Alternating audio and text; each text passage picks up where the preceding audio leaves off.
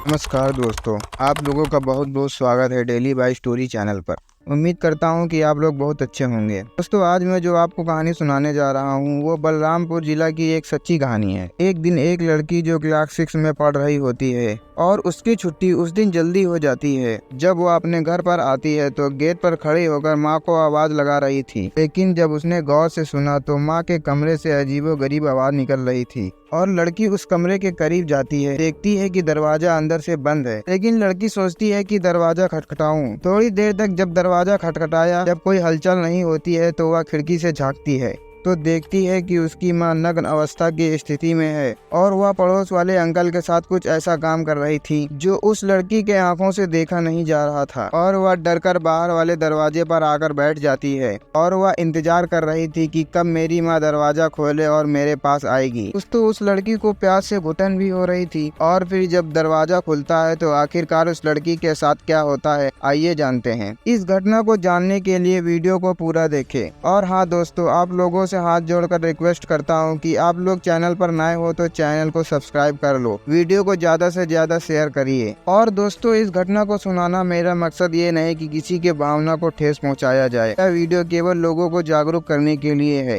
दोस्तों, एक जिला है बलरामपुर। इसी बलरामपुर में 35 साल की सरोज नाम की एक विधवा महिला रहती थी और उसकी एक बेटी भी है। उसका नाम प्रेरणा है। अपनी बेटी को लेकर अपनी जिंदगी गुजार रही थी क्योंकि उसके पति की मृत्यु हो चुकी थी। वह महिला मेहनत मजदूरी करके अपने घर का खर्चा और अपनी बेटी पढ़ने लिखने का खर्चा खुद ही निकालने की कोशिश करती थी और इसी तरह धीरे धीरे समय बीतता रहा। दोस्तों, एक दिन प्रेरणा स्कूल जाती है। स्कूल में किसी कारण की वजह से जल्दी छुट्टी कर दी जाती है और प्रेरणा दौड़ते दौड़ते घर आ जाती है। और जब घर के भीतर प्रवेश करती है तो उसके माँ के कमरे से कुछ अजीब आवाजें आती हैं। जब यह सब देखती है तो सोचती है कि दरवाजा खटखटाऊं, लेकिन दरवाजा खटखटाया तो कोई क्रिया नहीं हुई। फिर वह थक हार कर खिड़की से अंदर देखती है। जो उसकी माँ होती है आपत्तिजनक अवस्था में एक पड़ोसी वाले अंकल के साथ कुछ अजीब हरकत कर रही थी। यह सब देखकर वह बेटी सहम जाती है और डर जाती है और वह डर के कारण बाहर वाले दरवाजे पर आकर बैठ जाती है और बैठकर अपनी माँ का इंतजार करने लगती है कि कब मेरी माँ दरवाजा खोले। थोड़ी देर बाद जब दरवाजा खुलता है तो उसमें पड़ोस वाला आदमी होता है। उसका काम हो जाता है तो वह बाहर निकलता है, देखता है कि प्रेरणा बेटी दरवाजे पर बैठी है और वो आदमी बाहर निकलता है तो उसके सिर पर हाथ फेरता है और बोलता है कि प्रेरणा बेटी तुम कब आई। फिर भी प्रेरणा चुप रही और कुछ नहीं बोलती है और उस आदमी को शक हो जाता है। सोचता है कि जब मैं सरोज से मिल रहा था कहीं इस बेटी ने देख तो नहीं लिया। थोड़ी देर बाद वो आदमी अपने घर चला जाता है और सरोज अपने कपड़े ठीक कर करके बाहर निकलती है और प्रेरणा से पूछती है, कहती है कि बिटिया तुम कब आई। और प्रेरणा जोर से बोलती है और कहती है कि माँ, आप जो कर रही हैं वो ठीक नहीं कर रही हैं। पापा के चले जाने के बाद मैं सोचती थी कि मेरी माँ मजदूरी करके मुझे पाल रही हैं, पढ़ा लिखा रही हैं, पर लेकिन तुम तो खेल उल्टा ही खेल रही हो। और सरोज जो होती है वो अपनी बेटी को समझाती है, कहती है कि बेटा, इस जमाने में अकेले रहना बड़ा ही मुश्किल और बड़ा कठिन है और जो ये पड़ोस वाले अंकल हैं, ये पैसा या कोई जरूरत पड़ती है तो वो मेरी मदद करते हैं, तो इसलिए उनके साथ ऐसा करना पड़ा। लेकिन फिर भी प्रेरणा बेटी बोलती है, लेकिन माँ ये सब गलत है और माँ, इस बात की जानकारी किसी को पता चली तो हमारी बदनामी होगी और हम लोगों की इज्जत ही क्या रह जाएगी। बाकी दोस्तों कहते हैं कि जिसे लत लग जाती है वो इंसान सुधरता नहीं बल्कि और बिगड़ता चला जाता है। अब जो ये सरोज रहती है उसने तो अपने पड़ोस वाले आदमी से लगाव हो चुका था और उसके बिना यह रह नहीं सकती थी और वो अपने आप को रोक नहीं पा रही थी। दोस्तों, ये सिलसिला शुरू हुआ तो चलता ही रहा। अब अक्सर प्रेरणा बेटी उस आदमी को अपने घर पर आते जाते देखती रहती थी और प्रेरणा जब ये सब देखती थी तो उसे गुस्सा आता था। धीरे धीरे दोस्तों समय बीतता रहा और एक दिन जो पड़ोस वाला आदमी होता है उसका नाम त्रिवेंद्र होता है।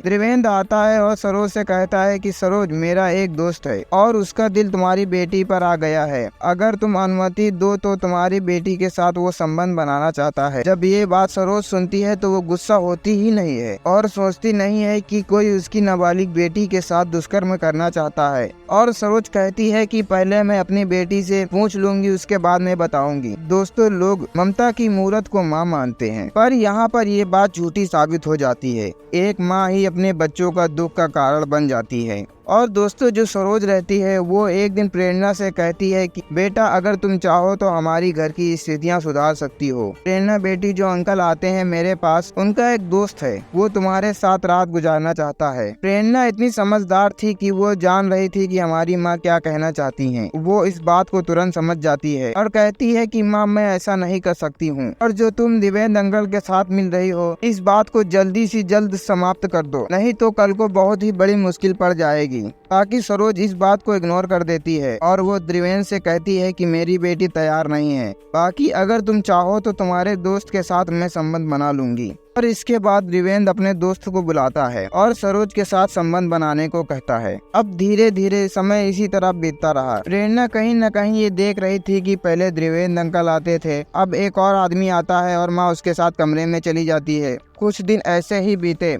एक दिन प्रेरणा कहती है कि माँ अब मैं नानी के घर जाऊंगी, बाकी तुम सुधर जाओ, तुम जो कर रही हो वो ठीक नहीं कर रही हो। एक बार फिर सरोज कहती है कि बेटी घर को चलाने के लिए ऐसा करना पड़ता है, और प्रेरणा उसे धमकी देने लगती है और कहती है कि माँ मैं कहीं चली जाऊंगी। फिर कुछ दिन बाद सरोज का दिमाग खुल जाता है और वह कहती है कि जिसके लिए ये सब कर रही है और जिसके बिना वह रह नहीं सकती है, अगर वो कहीं चली गई तो मेरी तो जीवन खराब हो जाएगी। दोस्तों सरोज को अपनी गलती पर एहसास होता है और पछतावा भी होता है, और कहती है कि प्रेरणा बेटी मैं आज के बाद ऐसा काम नहीं करूंगी, तुम मुझे छोड़कर कहीं न जाना। आज से मैं मेहनत कर लूंगी, मजदूरी कर लूंगी, लेकिन ये सब काम नहीं करूंगी। दोस्तों कहते हैं कि कभी कभी छोटे भी बड़े को ज्ञान दे जाते हैं।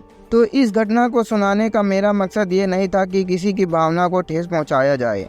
दोस्तों आपको ये वीडियो अच्छी लगी हो तो चैनल को सब्सक्राइब कर लें, और इस घटना में आपकी क्या राय है कमेंट में ज़रूर बताइएगा। मिलते हैं अगले नए वीडियो के साथ, तब तक के लिए जय हिंद।